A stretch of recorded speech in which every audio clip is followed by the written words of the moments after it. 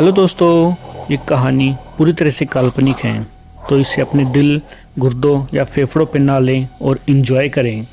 एक बार की बात है, ये कहानी है एक डाक बंगले के बारे में। काफ़ी पुराने ज़माने की बात है। कुछ रसूखदार लोग थे और उनके पास एक डाक बंगला था। तो क्या करते, जंगल में शिकार करते या मनोरंजन के लिए कुछ भी करते और आके अपने डाक बंगले पर रुकते थे। उसी की चौकीदारी के लिए वहाँ उसने का आदमी, उसकी पत्नी और एक उसकी बच्ची को रखा हुआ था। वो आते और डाक बंगले के ऊपर मौज मस्ती करके और अपने सुबह सुबह निकल जाते थे। एक बार की बात है, वो शिकार करके अपने डाक बंगले की तरफ आते हैं और रात घनी होने के कारण उनका मूड शराब पीने का करता है और सभी दोस्त शराब पीने लग जाते हैं और वो चौकीदार उनके लिए सभी तरह का इंतज़ाम कर देता है। उनमें से एक को काफ़ी नशा हो जाता है और उसकी शायद कोई बात उसे बुरी लग जाती है, जिससे वो उसको गोली मार देते हैं। और गोली की आवाज़ सुनते ही उसकी बेटी और पत्नी भी वहाँ जाते हैं और वहाँ का नज़ारा देखकर बेचारे के पैरों तले से ज़मीन निकल जाती है। और उनमें से दो दोस्त उसकी बेटी और पत्नी के साथ बुरा काम करते हैं और उन सब को मारकर वहीं कहीं दफना देते हैं। और वो राज ही रह जाता है कि वो तीनों फैमिली के लोग कहाँ गए। इस तरह से काफ़ी चौकीदार बदले गए, लेकिन कोई वहाँ ज़्यादा दिनों तक टिक नहीं पाता था। तो उस बच्चे की आत्मा वहीं भटकने लग जाती है। और कुछ समय की बात है, वहाँ एक चौकीदार आता है। वो काफ़ी टाइम से वहाँ पे काम करने लगता है, उसका मन भी लग जाता है। फिर चौकीदार को एक दिन क्या होता है कि चौकीदार जैसे ही पेशाब करने के लिए अपने वॉशरूम की तरफ जाता है, तो वहाँ उसे एक बच्ची रोती हुई दिखाई देती है। एक बार तो वो भी चौंक जाता है कि यहाँ क्या कर रही है और इस अंधेरे में। फिर वो चुपचाप उसके पास जाता है और कहता है कि बेटी, इतने अंधेरे में तुम यहाँ क्या कर रही हो और कौन हो? क्या तुम पास के गाँव में ही रहती हो क्या?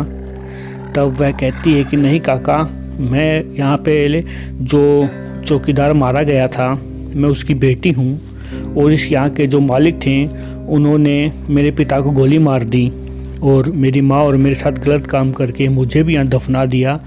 बस इतना कहने की ये बात थी। उस चौकीदार के पैरों तले से ज़मीन खिसक जाती है और वो कहता है कि बेटी, अगर तुम मर चुकी हो तो तुम यहाँ मेरे सामने कैसे बैठी हो? तब वो कहती है कि काका, मैं आपको कुछ नहीं कहूँगी, आप घबराओ मत और ना ही डरो।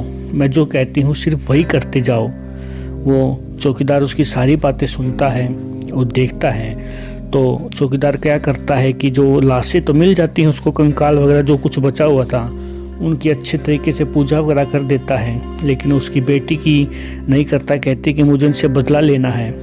तब उसकी बेटी कहती है कि काका, मैं आपसे जैसा कहूँ आप वही करना। कुछ दिनों के बाद उनमें से दो दोस्त आते हैं डाक बंगले की तरफ और वो चौकीदार भी उनकी तरफ निगाह रखना स्टार्ट कर देता है। जैसे ही वो आते हैं, उन दोनों का भी कोई पता नहीं लगता, यानी वो आत्मा भी उन्हें मारकर कहीं दबा देती है। इसी तरीके से बाकी जो दो बच जाते हैं, उनको भी सोचते हैं कैसे उनको ऐसा बदला लिया जाए। तब वो चौकीदार किसी न किसी तरह से कोई ना कोई बहाना करके नौकरी छोड़ देता है और कहता है कि मालिक, मैं नहीं करूँगा यहाँ पे काम, यहाँ पे तो भूत है, मेरे से नहीं हो पाएगा यहाँ पे। तो वो नौकरी छोड़ देता है और वहाँ की चौकीदारी करनी स्टार्ट कर देता है कि जैसे ही वो आए मैं उसको बता दूँ। लेकिन होता कुछ ऐसा है कि काफ़ी टाइम बीतने के बाद भी उस डाक बंगले में कोई नहीं आता, क्योंकि सबको पता चल चुका होता है कि यहाँ जाएंगे तो मारे जाएंगे। फिर जैसे तैसे करके चौकीदार उस सब चीज़ों का पता लगाता है कि वो कहाँ रहते हैं और कहाँ मिल सकते हैं। वो सब चीज़ों का पता करके उस छोटी बच्ची की आत्मा को बता देता है और वो उसको मार डालती है। लेकिन वो बड़ी हो जाती है और उसका आतंक बहुत बढ़ जाता है।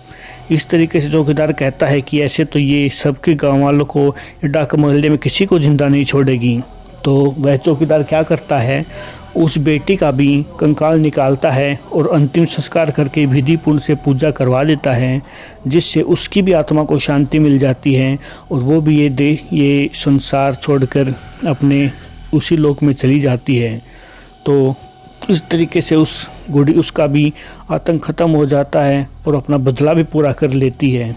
तो दोस्तों, कहानी का सार यही है कि आप चाहे कितने अमीर हों, कितने पैसे वाले हों, गरीब की भी इज्जत मान मर्यादा सब कुछ होती है। अपने थोड़े से नशे या अपने पैसों के घमंड के चक्कर में ऐसा कुछ ना करें जो आपको नहीं करना चाहिए। तो दोस्तों, अगर कहानी आपको अच्छी लगी है तो प्लीज़ चैनल को सब्सक्राइब ज़रूर करना और अपना एक कीमती लाइक और एक सब्सक्राइब ज़रूर करके जाना, ताकि मुझे भी थोड़ा सा मोटिवेशन मिल सके और मैं भी ऐसी अच्छी अच्छी कहानियाँ आपके सामने ला सकूं और इसी तरीके से आपका मनोरंजन कर सकूं। धन्यवाद।